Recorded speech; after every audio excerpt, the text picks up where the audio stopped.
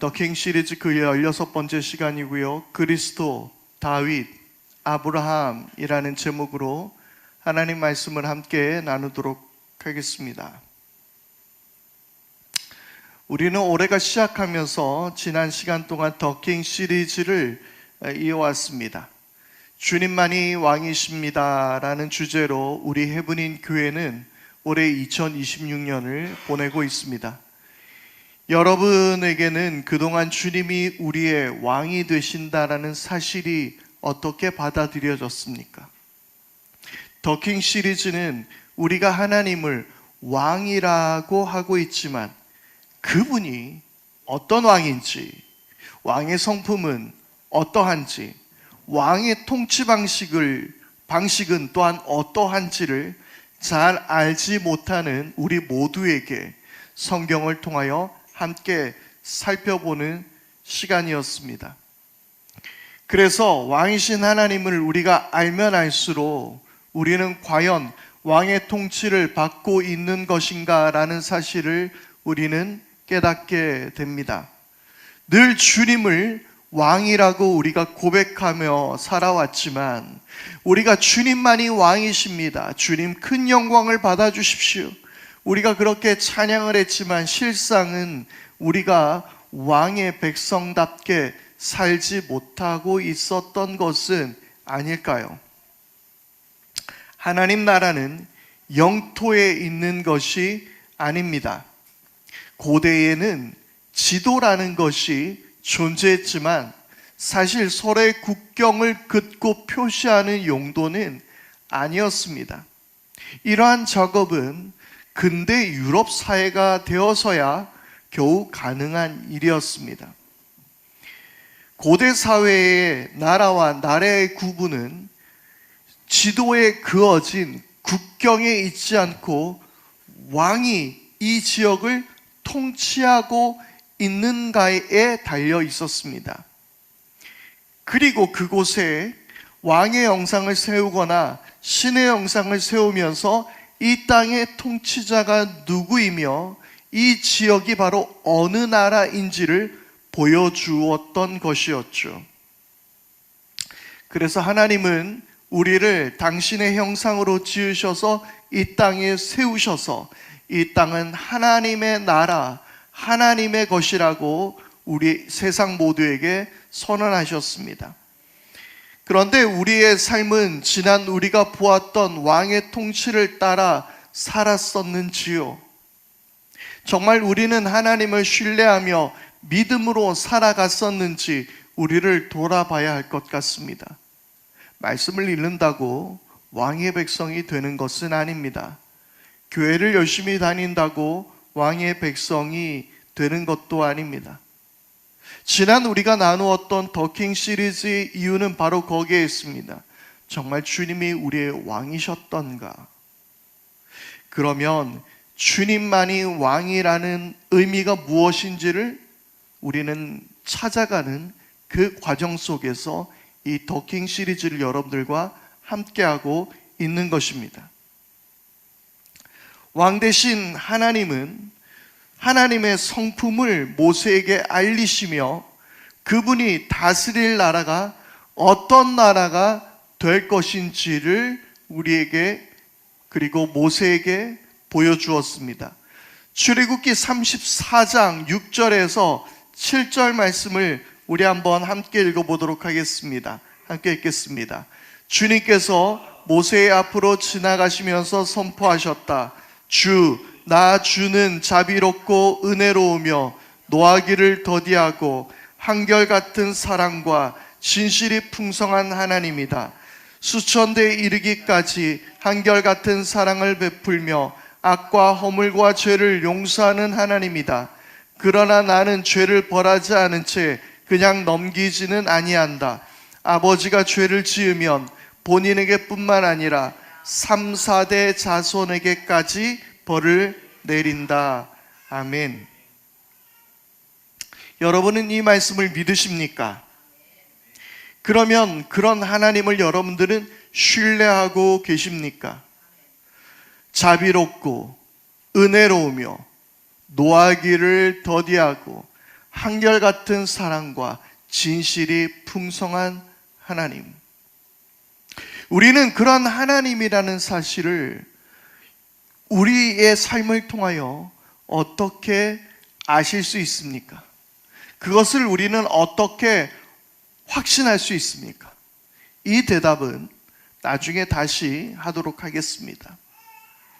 그런데 이스라엘 백성에게 이 말씀은 단순한 축복과 경고성의 말씀이 아니었습니다. 이 말씀을 읽게 되는 바벨론의 포로로 끌려갔던 이들, 그리고 포로에서 다시 고국으로 돌아온 이들에게 이 하나님의 성품에 관한 말씀은 지금 우리와 전혀 다르게 읽혔을 것입니다. 우리 하나님은 자비롭고 은혜로우며 노하기를 더디하시고 한결같은 사랑과 진실이 풍성한 하나님이다. 아브라함부터 모세를 지나 가나안 땅으로 인도하시는 하나님의 이야기가 바로 그들에게 그것을 알려주고 있었습니다. 하나님은 과연 자비로우셨습니다. 은혜로우셨습니다. 노하기를 더디하셨습니다. 한결같은 사랑과 진실이 많은 하나님이셨습니다. 하지만 그들은 이 말씀을 그냥 넘어갈 수는 없었습니다. 하나님은 악과 허물을 용서하는 하나님이지만 죄를 벌하지 않은 채 그냥 넘어가지는 아니한다. 그런데 우리 조상의 죄로 우리가 이렇게 벌을 받고 있는 것이구나. 아마도 그들은 그것을 깨달았을 것입니다. 그러면서 회복의 때를 이 말씀을 통해 기다리고 있었을 겁니다. 3, 4대 자손이 지나고 이제 우리의 악과 허물과 죄를 용서하셔서 수천 대에 이르기까지 복을 주실 그 하나님을 그들은 기대했을 것입니다. 그런데 예루살렘으로 돌아온 그들에게 그 땅은 여전히 막막했습니다. 무너진 예루살렘 앞에서 그들은 막막했습니다. 그리고 그들은 이렇게 생각합니다. 왜 우리가 성전을 다시 지어야 하는가? 이런 의문이 들기도 했습니다. 바로 이를 위해서 쓰인 책이 바로 지금 앞서 제가 광고 시간에도 말씀드렸던 역대기의 말씀입니다. 특히 역대기 1장에서 9장까지는 혀가 꼬일 정도로 계속 이스라엘인들의 이름만 등장하고 있습니다. 바로 아담부터 시작한 족보이죠. 그런데 이 족보로 무엇을 이야기하고 있었습니까? 하나님의 역사는 아담으로부터 아브라함, 그리고 지금 바로 그들에게까지, 이 말씀을 읽는 그들에게까지 이어지고 있다는 것을 보여주고 있는 것입니다. 하나님의 이야기는 결코 쉬지 않고 있었다라는 것을 이스라엘 백성들에게 명확하게 보여주고 있었던 것이죠. 그리고 족보 곳곳에 그들을 향해 전해지는 은혜의 이야기가 흐르고 있었던 것입니다. 우리를 향한 하나님의 은혜의 이야기가 그 족보 속에서도 감추지 않고 우리에게 보여주고 있었던 것이죠. 대표적으로 역대상 4장에 기록된 그 야베스의 이야기가 그 예이었지 않습니까? 하지만 회복의 날은 쉽지 않았습니다. 우리가 지난번에 나누었던 이야기를 기억하십니까? 바로 안티오코스 에피파네스 4세의 이야기였습니다. 엄청난 박해가 있었습니다. 그러나 그들은 그 고난 속에서도, 그 끔찍한 박해 속에서도 그들은 회복의 날을 기다렸습니다. 그들은 하나님의 약속을 기다렸습니다. 그들은 이렇게 노래하지 않았겠습니까? 고도소서 임마누엘, 오 구하소서 이스라엘, 그 포로 생활 고단하네. 달파 메시아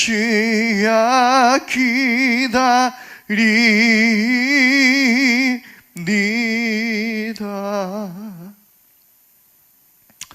그렇게 그들은 정말 노래하면서 하나님의 회복의 때를 기다렸을 것입니다. 바로 그 순간 그들은 그 속에서 마태복음 1장을 펴게 됩니다. 그리고 그 말씀은 뭐라고 시작합니까? 아브라함의 자손이요 다윗의 자손인 예수 그리스도의 계보는 이러하다. 이것은 헬라어로 비블로스 게네세우스 이 예수 크리스투 히우 다위드 히우 아브라함이라고 기록되어 있는 말씀입니다. 비블로스 게네세우스. 마태복음 1장 1절은 마태복음 전체를 대표하는 구절로 보아도 무방합니다. 이것은 놀라운 선언입니다. 그 지겹고 고통의 포로 생활, 나라도 사라지고 로마의 압제는 날로 더해가고 눈물과 가난으로 고된 날들을 살아가던 그때 하나님의 회복의 날은 과연 언제입니까? 부르짖는 바로 그들에게 이 말씀에 놀라운 선언이 있었던 것입니다. 이 놀라운 아브라함과 다윗의 자손 예수 그리스도의 계보. 그런데 특별히 우리 성경은 그렇게 기록되어 있지만 마태복음의 첫 시작, 제가 방금 읽어드렸던 헬라어 비블로스 게네세우스, 이렇게 마태복음을 시작하는 거예요. 비블로스 게네세우스, 이 말은 무슨 말이냐면 기원의 책이라는 의미입니다. 비블로스 게네세우스, 기원의 책. 그런데 우리에게는 이 문장이 익숙하지는 않습니다. 하지만 당시 유대인들에게는 이 말씀이 너무나도 자연스럽게 읽혀지고 그리고 한 구약의 말씀이 그들에게 떠오르게 되는 말씀이었습니다. 당시 유대인들이 읽던 구약 성경 중에 70인역이라는 성경이 있었습니다. 그 당시에 히브리어는 거의 사멸하는 단어였습니다. 사실 이 히브리어는 20세기 초가 되어서야 다시 정리되고 연구된 언어가 되었던 거예요. 그러니까 이미 어느 정도 예수님이 태어날 당시, 그리고 제2성전기를 보낼 당시에는 이 히브리어가 거의 사라진 단어였어요. 그래서 이 구약의 성경을 이스라엘 백성들에게 읽게 해야겠는데 바로 히브리어를 모르는 유대인들을 위해서 70인들이 함께 모여서 헬라어로 번역한 책, 바로 그것이 70인역이라는 성경이었습니다. 바로 헬라어로 쓰인 70인역에서 이 문장을 발견할 수 있습니다. 비블로스 게네세우스, 바로 창세기 2장 4절입니다. 하늘과 땅을 창조하실 때 일은 이러하였다. 주 하나님이 땅과 하늘을 만드실 때에. 우리의 성경은 이렇게 기록되고 있지만 바로 하나님의 창조 이야기를 마무리하는 구절로 창세기 2장 4절이 기록되어 있는 것이죠. 그런데 이것을 70인역을 그대로 번역하면 이렇습니다. 이것이 하늘과 땅의 기원의 책이라. 비블로스 게네세우스. 천지 창조를 설명하는 구절에 기원의 책이다 라는 문장을 썼다라는 거예요. 그리고 뒤로 넘어가서 창세기 5장 1절은 인류의 시작을 기록하는 구절인데요, 우리말 성경은 아담의 역사는 이러하다라고 번역되어 있지만 70인역에는 이 역시 이것은 아담의 기원을 적은 책이라. 비블로스 게네세우스라는 단어를 또 쓰고 있더라는 거예요. 그렇습니다. 마태복음 1장 1절, 이 기원의 책이다 라는 이것은 단순한 족보의 시작을 알리는 것이 아닌 하나님의 새로운 창조를 기록하고자 했던 것입니다. 보아라, 이제 하나님의 새로운 창조가 시작이 된다. 그 복음의 시작은 이러하다 라는 것을 선언하는 문장이었습니다. 저는 이 설교를 준비하며 이 부분에 이런 찬양이 떠올랐습니다. 시작됐네 우리 주님의 능력이 나의 삶을 다스리고 새롭게 하네. 할렐루야. 그렇게 하나님의 역사가 시작됐네 하고 노래하고 있는 거예요. 마치 이런 찬양이 울려 퍼지듯 마침내 시작된 것입니다. 옛 시대가 끝나고 새로운 창조의 사건이 시작되는 것을 선언하고 있는 것입니다. 그리고 여기에 세 명의 이름이 등장합니다. 예수 그리스도, 그리고 다윗, 아브라함. 예수 그리스도, 예수는 그리스도라는 말이에요. 이 그리스도는 헬라어이고 이것을 히브리어로 하면 무슨 단어라고 말씀드렸습니까? 메시아라는 단어였다라는 거예요.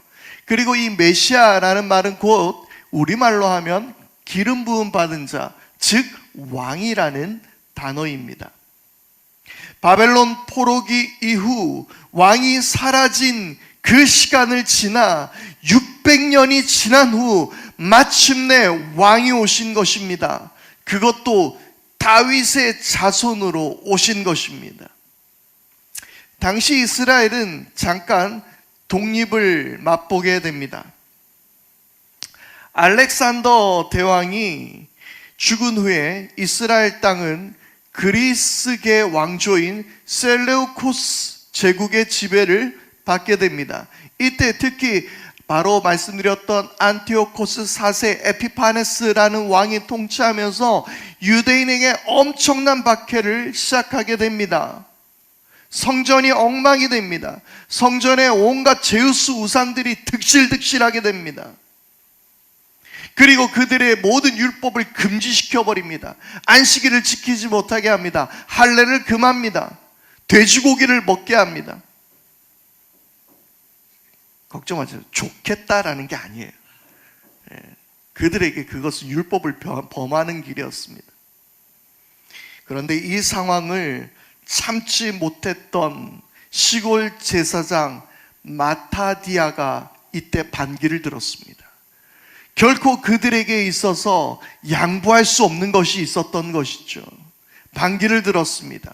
그리고 그 마타디아 제사장이 죽은 후 셋째 아들인 유다 마카베오가 지도자가 되어 게릴라 전술로 강력한 그리스 군대를 차례로 격파하기 시작했습니다.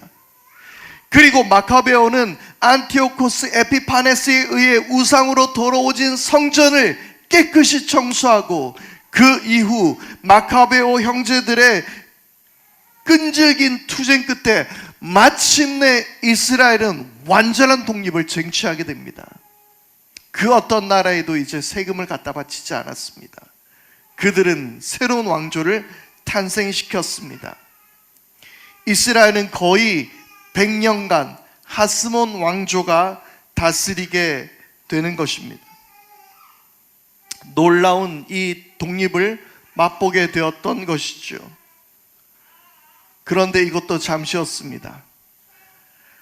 하스몬 왕조는 타락하고 권력 다툼으로 형제 간에 내전이 벌어지고 이 내전 때 하스몬 가문의 한 명이 로마의 도움을 청하고 이 일로 로마가 개입하게 되었던 것입니다.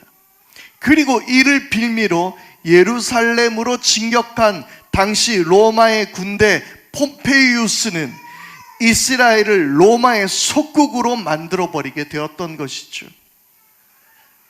뭔가 떠오르는 장면이 있지 않습니까? 이 장면은 마치 우리나라 대한제국의 몰락을 보는 것 같아 보이기도 합니다. 참 이스라엘과 우리나라는 닮은 점이 많은 것 같아 보이기도 해요.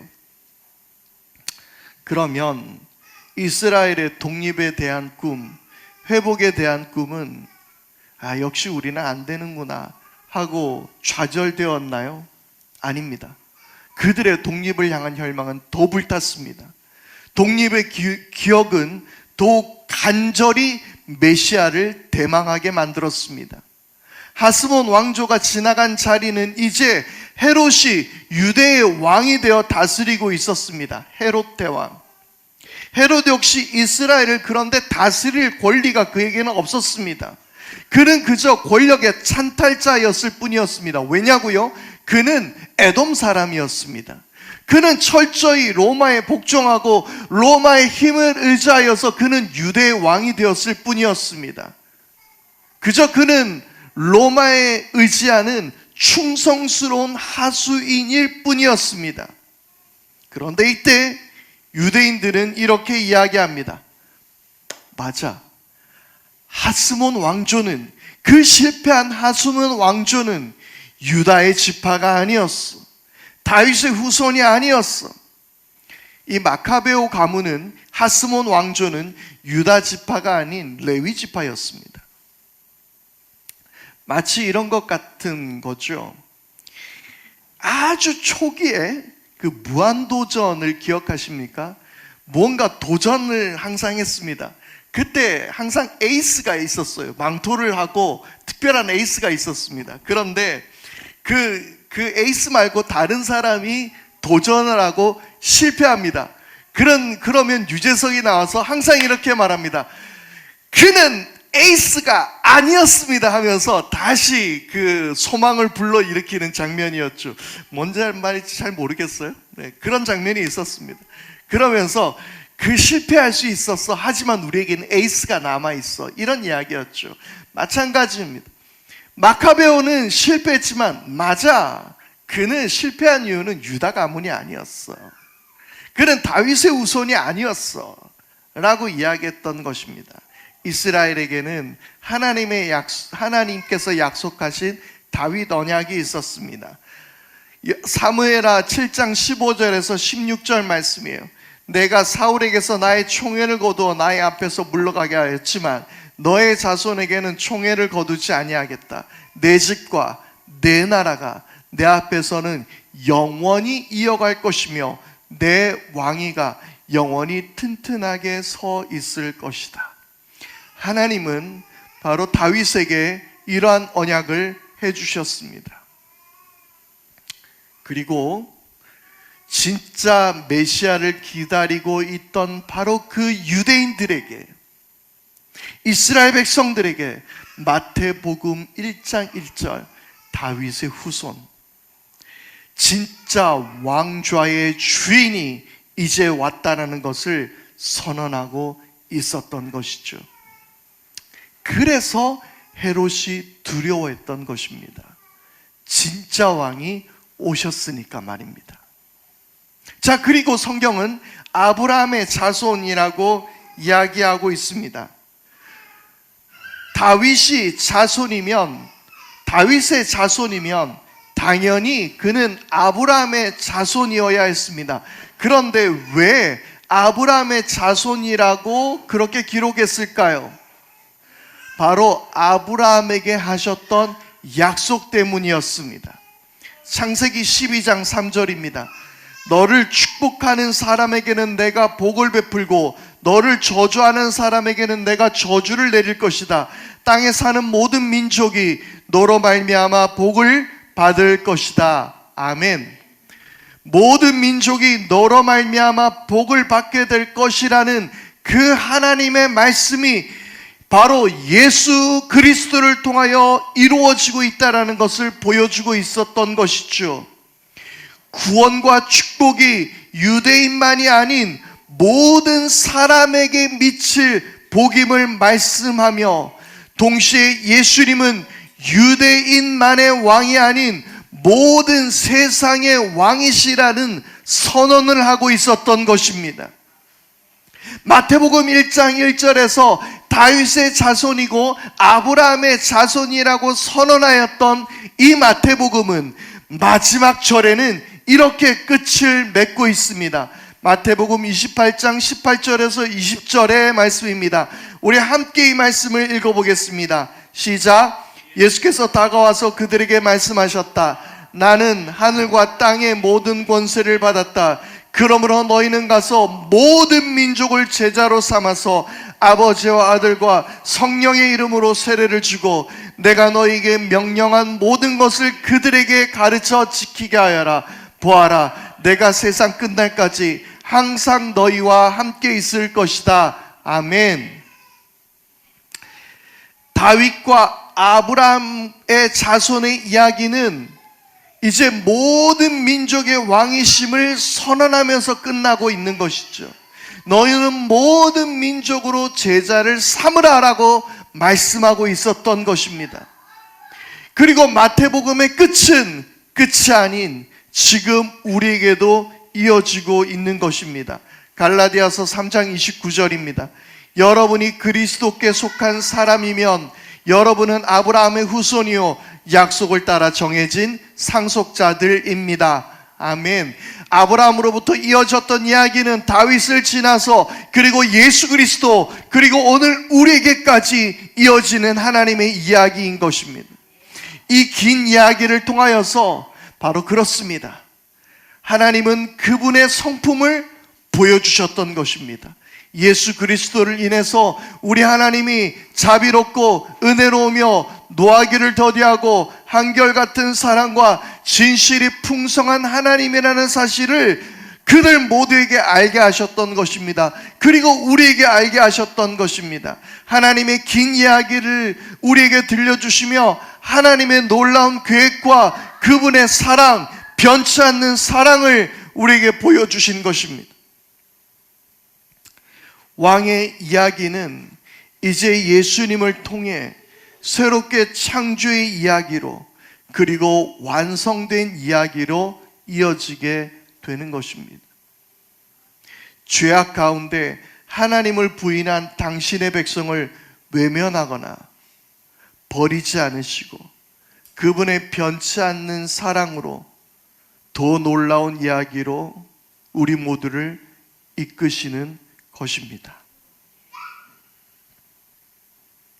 오늘 우리의 이야기는 부모님이 우리의 아버지 어머니가 어떻게 만나서 결혼하고 낳아서 그렇게 어쩌다 보니 자라게 된 생물학적 이야기가 아닙니다.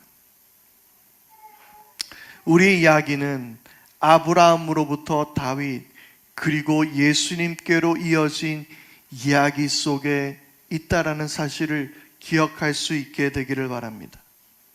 여러분은 결코 작지 않고 함부로 버려진 인생도 아닙니다. 하나님은 어쩌면 당신을 위해 그 많은 이야기를 쓰신 것일지도 모릅니다. 이 놀라운 이야기는 언젠가 내 삶의 시간이 다하는 날, 코끝에 우리의 호흡이 멈추는 그날, 이 이야기의 마침표를 찍으며 우리는 감사하게 될 것입니다. 그렇군요, 주님. 아담으로부터 아브라함, 모세, 다윗, 그리고 예수 그리스도, 그렇게 이어진 이 이야기는 나를 위한 이야기, 포기하지 않는 왕의 이야기, 그것이었군요. 감사합니다, 주님. 그러면서 우리는 마지막 그 성경의 마침표를 찍게 될 것입니다. 그러나 기억하십시오. 그렇게 이야기가 나에게 이어졌듯 이 멈추지 않는 하나님의 이야기는 나를 통해 또 누군가에게 이어지게 될 줄 믿습니다. 이 성경의 위대한 이야기는 그렇게 우리 모두에게 들려주는 하나님의 포기하지 않는 이야기, 영원한 하나님의 말씀인 줄 믿습니다. 오늘 이 시간 우리 함께 찬양할 텐데요, 이 시간 우리 다 같이 함께 찬양할 때에 그렇습니다. 하나님의 이야기는, 그 왕의 이야기는 당신의 백성들이 죄악 가운데 빠져 있을 때도 그 이야기는 멈추지 않았고 포기하지 않았습니다. 하나님을 버리고 그들이 우상으로 섬기며 결국 예루살렘이 파괴되었을 때에도 하나님의 이야기는 멈추지 않았습니다. 그들이 상한 때 같아도, 그들이 꺼져가는 등불 같아도 하나님은 그 상한 갈대를 꺾지도 않으셨고 꺼져가는 등불을 끄지도 않으셨습니다. 그리고 새로운 왕의 이야기로 시작하게 하셨습니다. 완성된 하나님의 이야기로, 예수 그리스도를 통하여서 새로운 창조의 이야기로 우리 가운데 시작하셨던 것입니다. 그 말씀은 오늘 우리에게도 이어지며, 그리고 그 말씀은 오늘 우리의 삶을 통하여 드러나는 하나님의 놀라운 사랑입니다. 함께 찬양하겠습니다. 아버지 사랑 내가 노래해. 아멘. 아버지 은혜 내가 노래해. 그 사랑 변함없으신, 거짓없으신, 성실하신 그 사랑. 아멘. 아멘. 상한 갈 때 꺾지 않으시는, 꺼져가는 등불도 끄지 않으시는 주, 꺼져가는 등불 끄지 않는 그 사랑 변함없으신, 거짓없으신, 성실하신 그 사랑.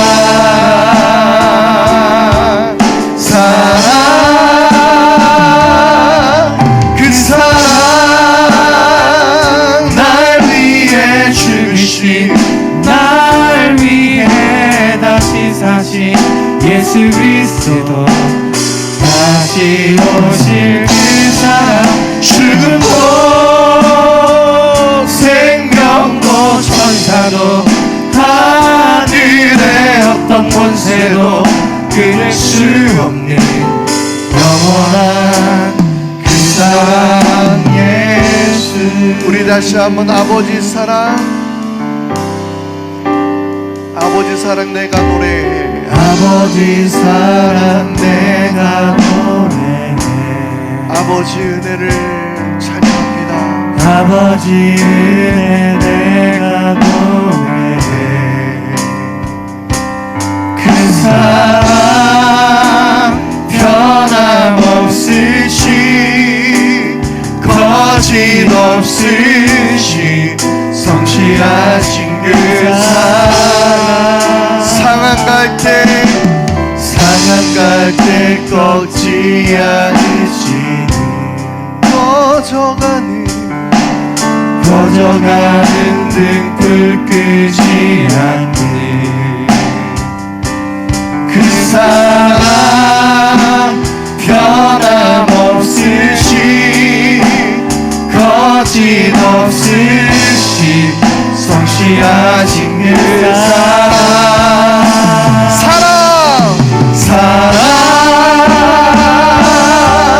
그 사랑 날 위해 죽으신, 날 위해 다시 사신 예수 그리스도, 다시 오실 그 사랑. 죽음도 생명도 천사도 하늘의 어떤 권세도 끊을 수 없는 영원한 그 사랑. 그 사랑, 그 사랑 날 위해 죽으신, 날 위해 다시 사신 예수 그리스도, 다시 오실 그 사랑. 죽음도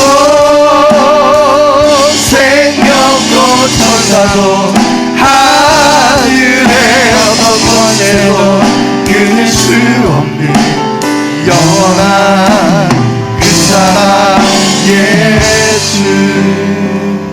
오늘 우리는 왕의 이야기를 보았습니다. 그런데 구약으로부터 이어졌던 그 왕의 이야기는 마치 끊긴 것 같았습니다. 그 하나님의 왕되심의 이야기는 더 이상 600년의 시간을 거쳐가며 사라진 것처럼 보였습니다. 그들은 죄악으로 실패하였습니다. 그들은 꺾어진 갈대와 같았습니다. 거의 꺼져가는 등불과 같았습니다. 그러나 하나님은 그분의 이야기를 계속 이어가고 계셨습니다. 그리고 그분의 약속대로 다윗의 자손으로, 아브라함의 자손으로 온 땅의 왕으로서 새로운 창조의 이야기를 쓰시며 시작하게 되었습니다. 여러분, 우리의 삶이 끝난 것 같고 상한 갈대 같고 꺼져가는 등불 같아 보입니까? 우리는 결코 작지 않습니다. 하나님은 그 놀라운 이야기를 우리를 위하여 쓰시고 계셨던 것입니다. 그리고 오늘 그 이야기가 우리를 통하여 이루어지고 있는 줄 믿습니다. 포기하지 않는 왕의 이야기가 오늘도 우리를 다스리시는 줄 믿습니다. 이 시간 우리가 함께 기도하며 나가십시다. 주님, 우리의 삶을 주님 앞에 드리오니 포기하지 않는 하나님의 이야기가 쓰이게 하여 주옵소서. 함께 기도하겠습니다. 주여, 아버지 하나님, 우리의 놀라운 하나님의 이야기를 우리는 말씀을 통하여 보았습니다. 우리는 상한 갈대와 같고 꺼져가는 등불과 같습니다. 죄악으로 더러워져 거의 끝까지, 거의 바닥으로 내려갔던 우리였습니다. 도무지 일어설 수 없었던 하나님과 원수되었던 우리였습니다. 그런데 하나님은 하나님의 이야기를 끝내지 않았습니다. 하나님은 우리를 못본지 하시고 저버리지 않으셨습니다. 하나님은 우리를 다시 살리시며 예수 그리스도를 통하여 그 이야기를 완성시키셨습니다. 아버지 하나님, 포기하지 않는 이 왕의 이야기가 이 예수 그리스도를 통하여서 하나님 그 아담의 이야기가 오늘 우리에게까지 이어지는 놀라운 구원의 이야기인 줄 믿사오니 주님을 더욱더 신뢰하고요, 주님을 바라보며 포기하지 않는 하나님의 사랑을 붙잡을 수 있는 우리 모두가 되게 하여 주시옵소서. 변하지 않는 우리의 사랑, 이 세상에 그 어떤 것도 끊을 수 없는 하나님의 사랑을 붙들게 하여 주시옵소서. 주님을 바라보게 하여 주시고 아버지 하나님, 우리에게 믿음을 더하여 주시옵고 상처 입은 모든 사람들에게 너는 결코 작지 않고 이 위대한 이야기가 너를 향한 이야기라는 것을 알게 하여 주시옵소서.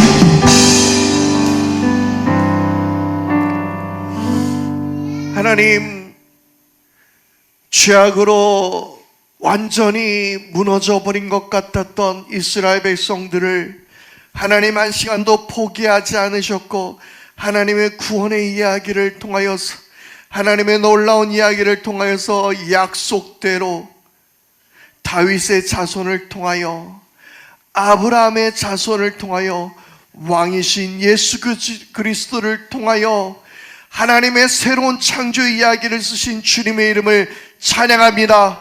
오늘 그 이야기는 바로 나를 위한 이야기인 줄 믿습니다. 내가 아브라함으로부터 이어진 하나님의 놀라운 백성이며 왕의 백성이라는 것을 기억합니다. 하나님, 이 놀라운 포기하지 않는 왕의 이야기가 오늘 우리 모두를 살리게 하시고 회복하게 하시고 주님의 사랑을 의지하는 우리 모두가 되게 하여 주시옵소서. 우리 말씀 앞에 결단하며 사도신경으로 우리의 신앙을 고백하오니 나는 전능하신 아버지 하나님, 천지의 창조주를 믿습니다.